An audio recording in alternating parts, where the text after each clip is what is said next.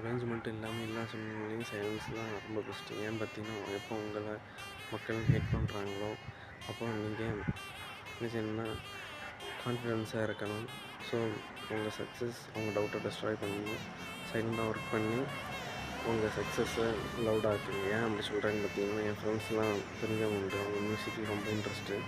அவங்க ஒரு வாரத்திலே 14,000 1,00,000 வியூஸ்லாம் கொண்டு வந்தாங்க. ஆனால் என் ஃப்ரெண்டு தான்.